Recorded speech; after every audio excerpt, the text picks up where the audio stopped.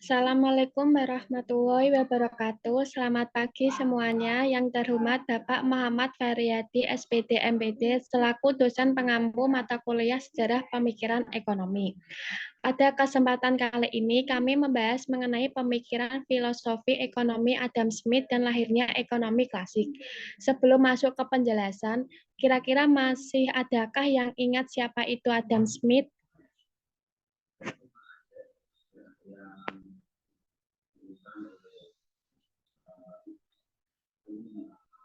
Adam Smith adalah seorang filsuf dan ekonom Skotlandia yang hidup pada abad ke-18. Ia dianggap sebagai bapak ekonomi klasik dan pemikirannya sangat berpengaruh dalam perkembangan ilmu ekonomi hingga saat ini.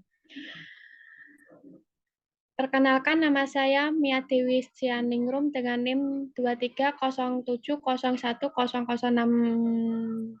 Saya akan memandu presentasi kita hari ini mengenai pemikiran filosofi ekonomi Adam Smith dan lahirnya ekonomi klasik. Dan di sini saya tidak sendirian, saya ditemani oleh teman-teman saya, yaitu yang pertama, Derin Hesfuniarielda dengan NIM 2307010107.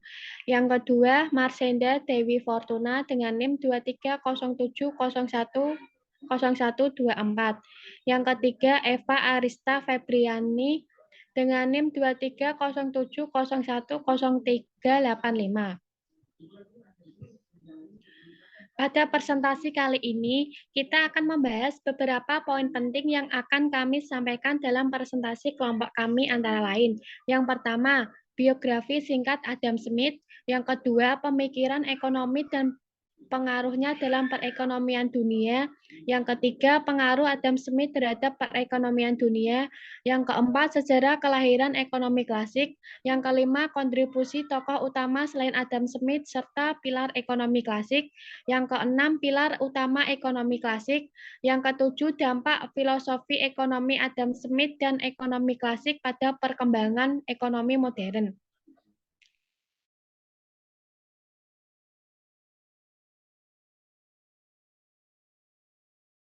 Sebagai seorang filsuf dan ekonom yang sangat berpengaruh. Adam Smith lahir pada tahun 1723 di Kirkcaldy, Skotlandia. Ia dikenal sebagai bapak ekonomi klasik karena pemikirannya sangat berpengaruh dalam perkembangan ilmu ekonomi.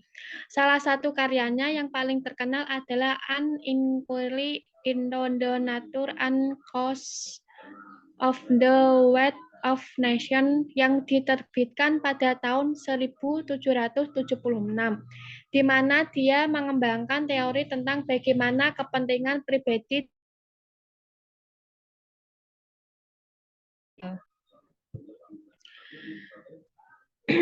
Nah, mari kita mulai pembahasan kita mengenai pemikiran filosofi ekonomi Adam Smith dan lahirnya ekonomi klasik. Silahkan ikuti presentasi kelompok kami dengan seksama. Untuk pembahasan materi yang pertama, saya serahkan kepada teman saya, Mbak Marsenda, yang akan menjelaskan materi biografi singkat Adam Smith, pemikiran ekonomi, dan pengaruh dalam perekonomian dunia, pengaruh Adam Smith terhadap perekonomian dunia. Waktu dan tempat kami persilahkan. Oke, terima kasih moderator. Di sini saya akan menjelaskan biografi singkat Adam Smith. Selanjutnya itu mari kita telusuri perjalanan hidup dan pemikiran brilian dari John Adam Smith, yaitu seorang tokoh yang lahir pada tanggal 5 Juni 1723 di Kirkcaldy, Skotlandia. Beliau dikenal luas sebagai bapak ekonomi dunia dan pelopor ilmu kapitalisme.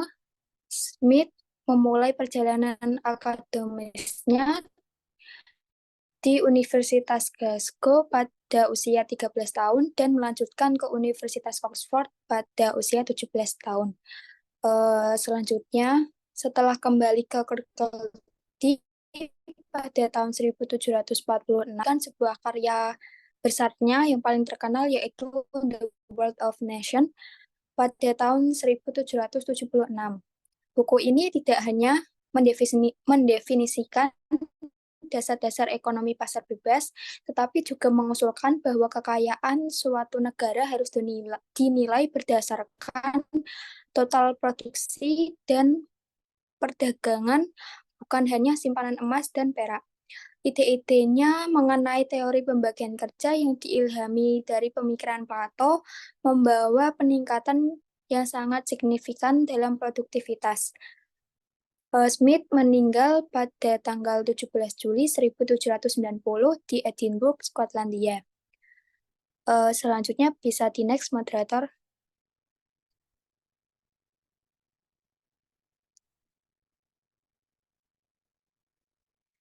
Nah, di situ ada pemikiran ekonomi dan pengaruhnya dalam perekonomian dunia. Di slide PPT ada poin-poinnya, yaitu pasar bebas dan mekanisme pasar, optimalisasi keuntungan, serta jaminan keamanan oleh negara.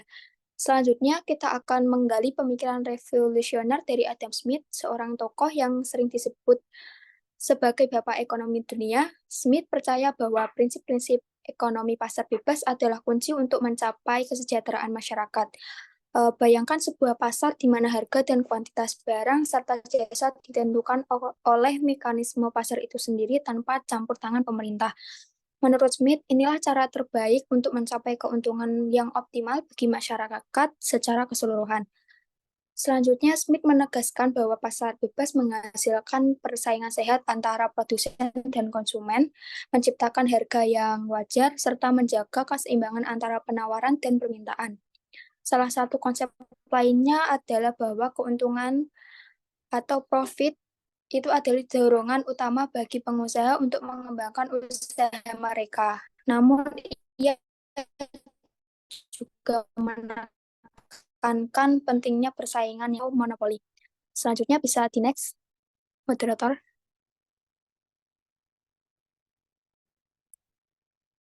Selanjutnya ada pengaruh Adam Smith terhadap perekonomian dunia. Yang pertama yaitu ada konsep pasar bebas. Pasar bebas adalah sistem di mana penawaran dan permintaan ditentukan oleh pasar itu sendiri tanpa adanya campur tangan pemerintah. Dalam sistem ini, pelaku ekonomi, baik produsen maupun konsumen, berkompetisi secara sehat dan harga ditentukan oleh mekanisme pasar. Salah satu contoh di pasar bebas, Anda memiliki banyak pilihan dari berbagai produsen. Setiap produsen berusaha menawarkan produk terbaik dengan harga yang kompetitif untuk menarik pembeli.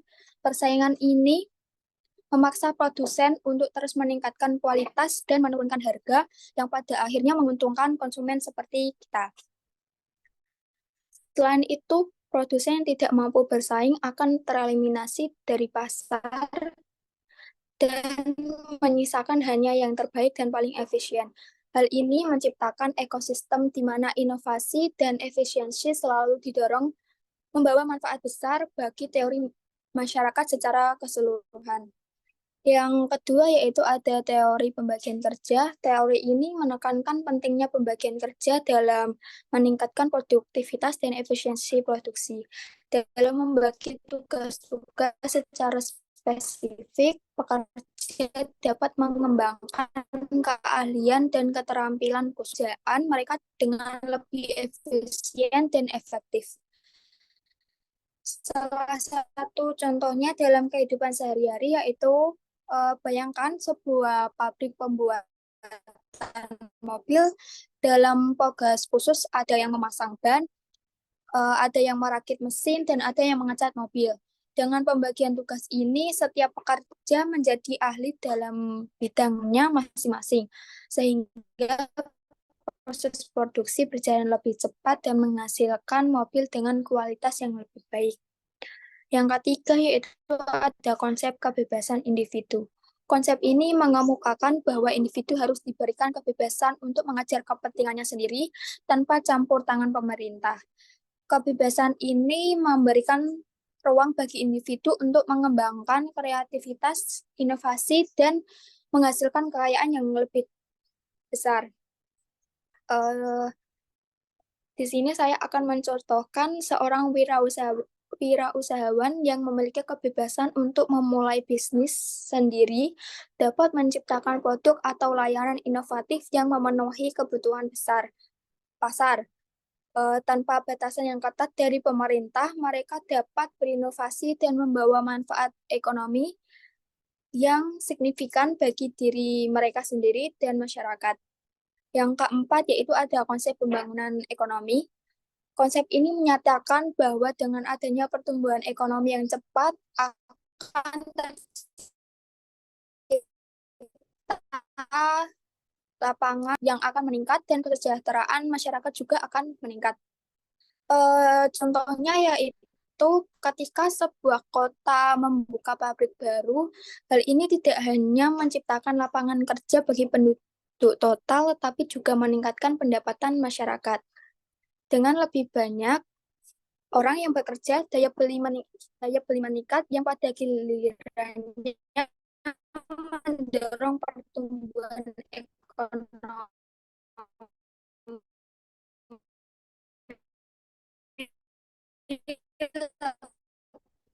lanjut. Yang kelima, ini mengemukakan bahwa peran beberapa hal seperti pertahanan, keamanan, dan pertumbuhan ekonomi lebih lanjut. Contohnya yaitu pemerintah fokus pada menjaga keamanan dan memastikan aturan hukum yang ditegakkan.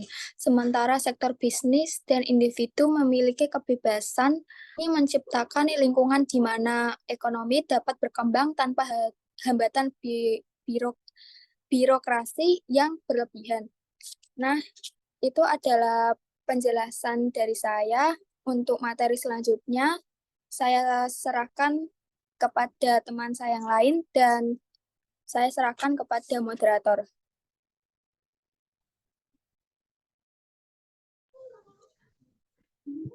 Terima kasih atas penjelasan materi yang disampaikan oleh Mbak Marsenda. Di sini saya sedikit akan mengulas materi yang telah disampaikan oleh Mbak Marsenda. Pemikiran ekonomi yang beragam mempengaruhi perekonomian dunia dengan cara yang kompleks, mulai dari teori klasik hingga neoliberalisme. Setiap pendekatan memiliki dampaknya sendiri terhadap kebijakan ekonomi, distribusi, kekayaan, dan stabilitas global. Adam Smith dengan karyanya The Wealth of Nations memberikan kontribusi besar terhadap pemikiran ekonomi modern. Konsep-konsepnya tentang pasar bebas, divisibilitas tenaga kerja, dan keuntungan bersama telah membentuk dasar bagi kebijakan ekonomi kapitalis. Pengaruh terhadap perekonomian dunia dapat dilihat dalam upaya untuk mendorong perdagangan bebas, inovasi, dan efisien pasar. Meskipun kritik terhadap pandangannya ada, pengaruh Smith masih terasa kuat dalam diskusi ekonomi global saat ini.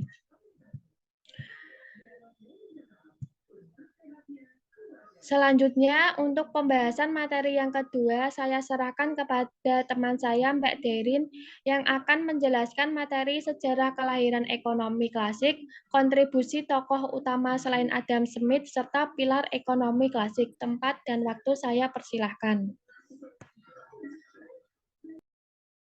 Oke, baik. Makasih untuk Mbak Moderator. Di sini saya akan menjelaskan materi presentasi sejarah pemikiran ekonomi mengenai sejarah kelahiran ekonomi klasik dan kontribusi tokoh utama selain Adam Smith serta pilar ekonomi klasik. Sejarah pemikiran ekonomi klasik dimulai pada abad ke-18 sebagai reaksi terhadap sistem ekonomi yang merkantilisme yang dominan pada saat itu.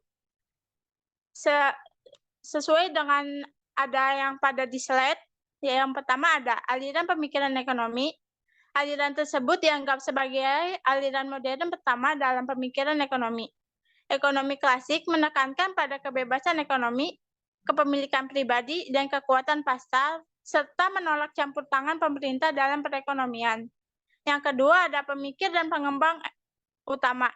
Beberapa pemikir dan pengembang utama dalam ekonomi klasik antara lain, yang pertama ada Adam Smith, yang dianggap sebagai bapak ekonom Yang kedua ada David Ricardo dengan teori keunggulan komparatifnya.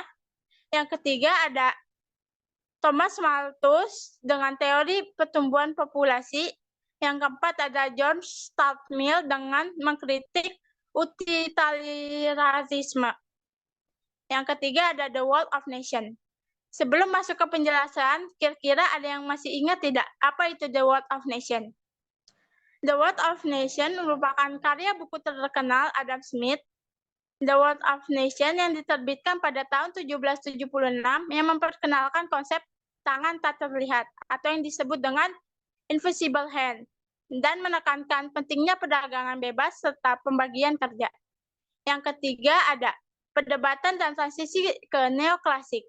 Ekonomi klasik menghadapi banyak kritik dan modifikasi yang kemudian memicu transisi ke aliran neoklasik pada abad ke-19. Neoklasik memperluas dan memperbaiki pemikiran ekonomi klasik, sehingga ekonomi klasik tetap menjadi dasar pemikiran ekonomi modern yang masih mempengaruhi kebijakan ekonomi di berbagai negara. Contohnya, Indonesia, Amerika Serikat, Jepang, dan Eropa bagian Barat. Yang keempat ada tangan tak terlihat. Konsep tangan tak terlihat menjelaskan bagaimana peran bebas dapat mengatur dirinya sendiri. Menurut ekonom klasik, individu yang bekerja untuk kepentingan pribadi, mereka akan meningkatkan kepentingan masyarakat secara keseluruhan. Yang kelima ada optimalisasi pasar. Ekonom klasik meyakini bahwa pasar dapat mengalokasikan sumber daya secara efisien. Mereka berpendapat bahwa peran pemerintah harus minimal dalam ekonomi, dan pasar dapat mengatur dirinya secara optimal. Next.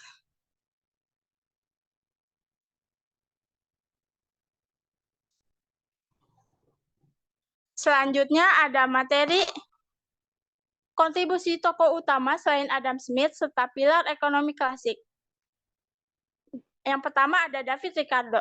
David Ricardo lahir pada tanggal 18 April tahun 1772 di London, Inggris. Salah satu karyanya yaitu Prinsip Ekonomi dan Pajak. Beliau juga seorang ekonom Inggris yang dikenal dengan teori keunggulan komparatif, yang menjelaskan bagaimana pandangan internasional dapat menguntungkan semua pihak yang terlibat. Yang kedua ada Thomas Malthus. Thomas Malthus lahir pada tanggal 13 Februari tahun 1776, Weston, Britania Raya. Buku yang terkenal yaitu An Essay on the Principle of Population as Effective the Future Improvement of Society. Beliau juga seorang ekonom Inggris yang terkenal dengan teori tentang pertumbuhan populasi dan dampaknya terhadap sumber daya alam. Yang ketiga ada Jean Baptiste. Jean Baptiste lahir pada tanggal 5 Januari di Lyon, Prancis. Buku yang terkenal yaitu Treason Pollution Economy. Beliau seorang ekonom Prancis yang hidup pada abad ke-19. Beliau dianggap sebagai salah satu tokoh penting dalam aliran ekonomi klasik, terutama karena kontribusinya dalam teori nilai, harga, dan distribusi pendapatan. Yang keempat ada James Mill. James Mill lahir pada tanggal 6 April tahun 1773 di Northwood, Bright Parochial Port Angus, Skotlandia. Buku yang terkenal yaitu Analysis of the Phenomenon of Common Men. Beliau juga seorang ekonom Inggris yang terkenal dengan karyanya yaitu Element of Political Economy tahun 1821 yang menjadi salah satu buku teks utama dalam ekonomi klasik. Sekian penjelasan dari saya kembalikan ke Mbak Moderator. Terima kasih. Terima kasih Mbak Derin atas penjelasan materi ini. Di sini saya sedikit mengulas materi yang telah disampaikan oleh Mbak Derin. Kelahiran ekonomi klasik adalah pengakuan atas peran penting pasar dalam mengalokasikan sumber daya secara efisien, serta penekanan pada prinsip-prinsip seperti persaingan bebas dan spesialisasi yang masih mempengaruhi pemikiran ekonomi. Kontribusi tokoh utama dan pilar ekonomi klasik adalah bahwa pemikiran mereka membentuk dasar bagi pemikiran ekonomi modern, terutama dalam hal kebijakan perdagangan, distribusi kekayaan, dan peran pasar dalam mengatur aktivitas ekonomi.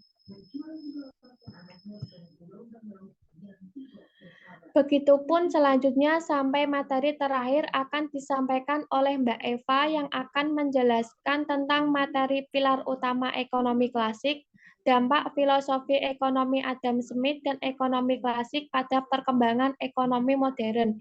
Tempat dan waktu saya persilahkan.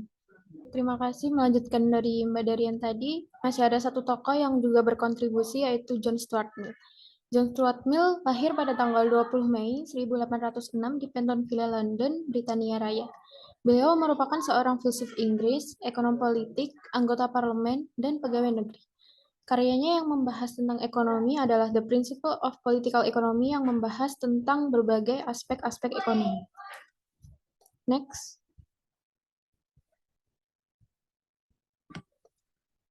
Materi selanjutnya adalah pilar utama ekonomi klasik. Yang pertama ada hukum kebebasan individu. Individu atau pasar akan mengatur dirinya sendiri tanpa adanya campur tangan pemerintah. Pasar akan mengatur dirinya sendiri untuk mencapai keseimbangan alami. Yang kedua ada teori nilai buruh. Teori ini menyatakan nilai suatu barang atau jasa itu tergantung pada jumlah tenaga kerja yang dibutuhkan untuk memproduksinya. Yang ketiga ada hukum kepentingan sendiri, yaitu menyatakan bahwa setiap individu mengejar keuntungannya pribadi atau keuntungan dia sendiri. Yang terakhir ada hukum Say, penawaran menciptakan permintaan itu sendiri, yang artinya produksi barang dan jasa itu menciptakan pendapatan yang kemudian akan digunakan untuk membeli suatu barang atau jasa. Next. Materi terakhir dari kelompok kita itu ada dampak filosofi ekonomi Adam Smith dan ekonomi klasik pada perkembangan ekonomi modern. Yang pertama ada pemupulan pasar bebas. Dampak dari pemupulan pasar bebas ini adalah mempengaruhi gagasan tentang bagaimana pasar itu beroperasi dan bagaimana kebijakan ekonomi seharusnya dirancang. Yang kedua ada kontribusi teori nilai buruh. Meskipun Adam Smith tidak mengembangkan teori ini secara rinci, namun kontribusinya dapat dilihat dalam gagasan nilai tenaga kerja yang terbuang. Dan yang terakhir, ada hukum Say, penawaran menciptakan permintaan sendiri.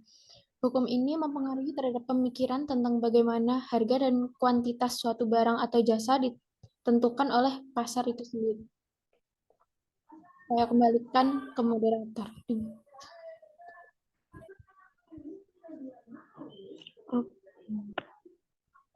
Oke, terima kasih Mbak Eva atas penjelasan materi yang terakhir ini.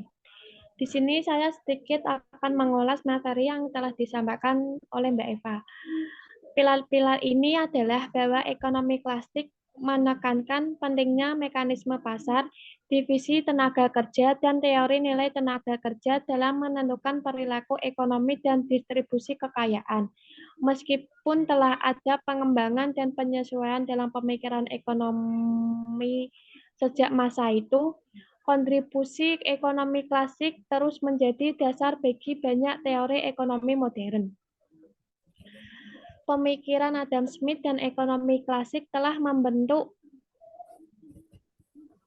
landasan penting bagi perkembangan ekonomi modern meskipun telah mengalami modifikasi dan adaptasi sesuai dengan perubahan sosial, teknologi, dan politik yang terjadi sepanjang waktu.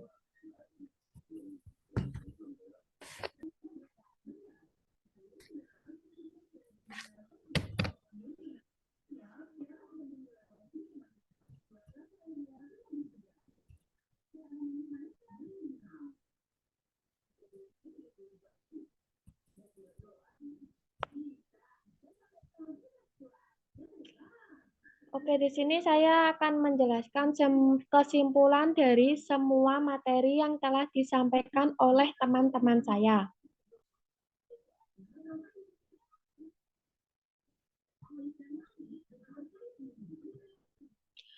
Adam Smith, seorang ekonom dan filsuf Skotlandia abad ke-18, dianggap sebagai bapak ekonomi klasik. Karyanya yang paling terkenal, The Wealth of Nations 1776, menggambarkan pandangan-pandangan dasar membentuk dasar dari apa yang kemudian dikenal sebagai ekonomi klasik. Dalam karyanya, Smith membahas konsep-konsep kunci seperti pentingnya tenaga kerja, perdagangan bebas, dan peran pasar dalam mengatur aktivitas ekonomi. Dia menekankan pentingnya pasar bebas sebagai mekanisme yang paling efisien dalam mengalokasikan sumber daya ekonomi. Smith juga mengusulkan bahwa individu yang bertindak atas kepentingan pribadi mereka sendiri secara tidak sadar akan menghasilkan keuntungan bersama bagi masyarakat secara keseluruhan melalui apa yang dia sebut tangan tak lihat pasar. Pemikiran Smith menjadi dasar bagi ekonomi klasik yang juga melibatkan kontribusi dari tokoh-tokoh lain seperti David Ricardo dan John Stuart Mill. Ekonomi klasik menekankan pentingnya pasar bebas, divisi tenaga kerja, teori nilai tenaga kerja, dan teori keuntungan komparatif dalam menjelaskan perilaku ekonomi dan distribusi kekayaan. Pemikiran-pemikiran ini membentuk dasar bagi kapitalisme modern dan terus mempengaruhi pemikiran ekonomi hingga saat ini. Dengan demikian, filosofi ekonomi Adam Smith dan kelahiran ekonomi klasik menandai pergeseran paradigmatik dalam pemikiran ekonomi dari pandangan merkantilisme yang dominan pada masanya ke arah pandangan yang lebih terpusat pada dasar bebas dan kekuatan pasar. Konsep-konsep yang diperkenalkan oleh Smith dan ekonomi klasik telah membentuk dasar bagi pemikiran ekonomi modern dan masih relevan dalam analisis ekonomi dan kebijakan saat ini.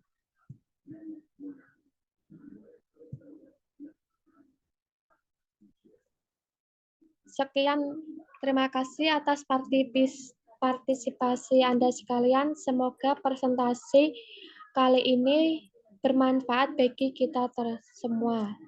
Sekian dari saya, terima kasih. Wassalamualaikum warahmatullahi wabarakatuh. Sekarang kita akan masuk ke dalam sesi pemaparan video yang akan lebih dalam membahas topik permasalahan pada presentasi kelompok kami. Mari kita saksikan bersama video berikut ini untuk menambah wawasan dan pengetahuan serta perspektif baru bagi kita semua tentang materi yang sudah kelompok kami sampaikan.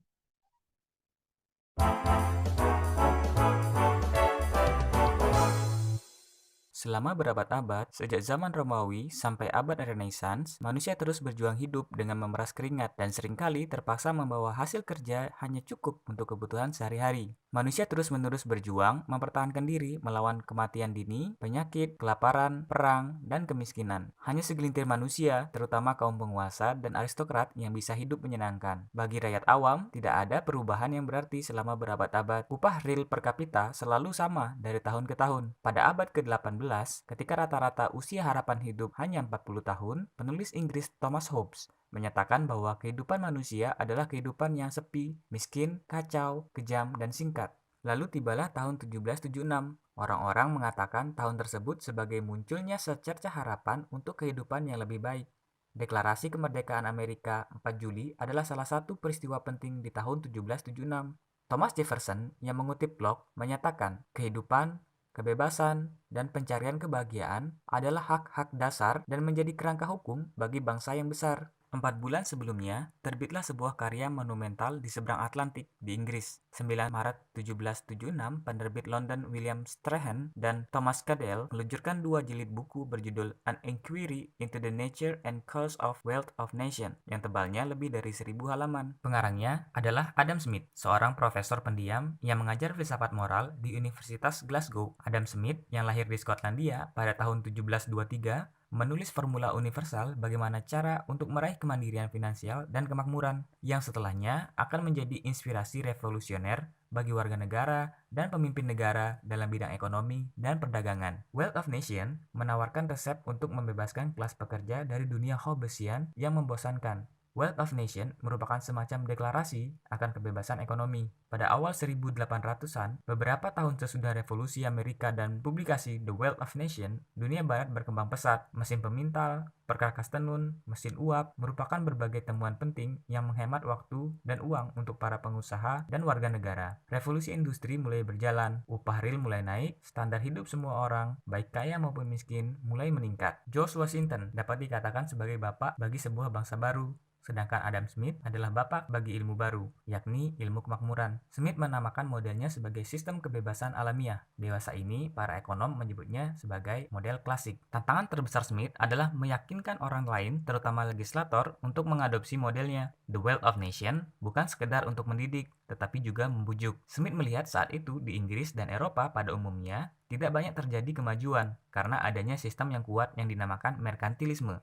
Apa itu merkantilisme? Merkantilisme percaya bahwa ekonomi dunia adalah stagnan dan kekayaannya tetap, sehingga satu bangsa hanya bisa berkembang dan mengorbankan negara lain, misalnya melalui monopoli dan kolonialisme. Bagaimana produksi dan perdagangan dapat dimaksimalkan sehingga menghasilkan kekayaan universal dan peningkatan kaum buruh? Adam Smith memberikan jawaban yang jelas, yaitu beri kesempatan ekonomi kepada rakyat. The Wealth of Nation Smith mendukung prinsip kebebasan alamiah. Smith memulai buku besarnya dengan sebuah diskusi tentang bagaimana kekayaan dan kemakmuran diciptakan melalui kapitalisme pasar bebas. Smith menggarisbawahi 3 karakteristik dari model klasik, yaitu kebebasan atau freedom, di mana hak untuk memproduksi dan menukar atau memperdagangkan produk, tenaga kerja, dan kapital. Yang kedua, yaitu kepentingan diri atau self-interest, di mana seseorang berhak untuk melakukan usaha sendiri dan membantu kepentingan orang lain. Yang ketiga, yaitu persaingan atau competition. Manusia memiliki hak untuk bersaing dalam memproduksi perdagangan barang dan jasa. Smith mengatakan bahwa ketiga unsur tersebut akan menghasilkan harmoni alamiah dari kepentingan antara buruh, pemilik tanah, dan kapitalis. Doktrin tentang kepentingan diri atau self-interest bermuara pada istilah yang dipopulerkan Smith, yaitu invisible hand atau tangan gaib. Smith mencontohkan, ketika kita mendapat makan malam, hal tersebut bukan karena kemurahan hati dari tukang daging, pembuat bir, atau pembuat roti, tetapi dari penghargaan mereka terhadap kepentingan diri mereka sendiri. Kita tidak membeli karena atas dasar peri kemanusiaan, tetapi kita butuh untuk diri kita dan mereka cinta kepada diri mereka, yang artinya setiap individu yang menggunakan kapital dan tenaga kerja tidak bermaksud untuk mempromosikan kepentingan publik, dan mungkin dia tidak tahu telah mengkampanyekan kepentingan publik itu sendiri. Maka dari itu, dia dibimbing oleh tangan tak terlihat untuk mengkampanyekan kemanusiaan dengan tidak sadar. Sebagai salah satu pemikir pencerahan di Skotlandia dan pendukung kebebasan alamiah, Adam Smith percaya kepada pemerintahan yang hemat tapi kuat. Tujuan pemerintah menurut Smith yaitu mengangkat negara dari barbarisme rendah menuju tingkat kemakmuran tertinggi, tetapi dengan cara damai, pajak ringan, dan dengan administrasi yang adil dan toleran. Jika ditafsirkan, Smith mendukung perlunya pendanaan yang cukup untuk milisi atau militer yang bertugas membela negara. Smith juga mendukung sistem hukum yang bisa melindungi kebebasan, hak milik, dan menjamin perjanjian dan pembayaran utang. Smith juga mendukung kerja publik seperti jalan, kanal, jembatan, pelabuhan, dan proyek infrastruktur lainnya. Smith juga mendukung pendidikan umum yang menyeluruh untuk mengimbangi efek alienasi dan penurunan mental akibat spesialisasi atau pembagian kerja dalam sistem kapitalis. Singkatnya, esensi dari model ekonomi klasik Smith yaitu penghematan, kerja keras, kepentingan diri yang baik, dan kedermawanan terhadap orang lain adalah kebajikan dan karena itu harus didukung. Kedua, pemerintah harus membatasi kegiatan pada pengaturan keadilan dengan memperkuat hak milik privat dan mempertahankan negara dari serangan asing. Ketiga, di bidang ekonomi, negara harus mengadopsi kebijakan laissez-faire, non-intervensi, yaitu adanya perdagangan bebas, pajak rendah, meminimalisasi birokrasi, dan sebagainya. Yang keempat, yaitu melakukan standarisasi emas dan perak akan mencegah negara mendepresiasi mata uang dan akan menghasilkan lingkungan moneter yang stabil di mana ekonomi bisa berkembang. Model klasik Adam Smith ini akan berulang kali diserang selama 200 tahun sesudahnya oleh para kawan dan lawannya sekaligus. Seperti apa kritiknya? Kita tunggu di lain waktu.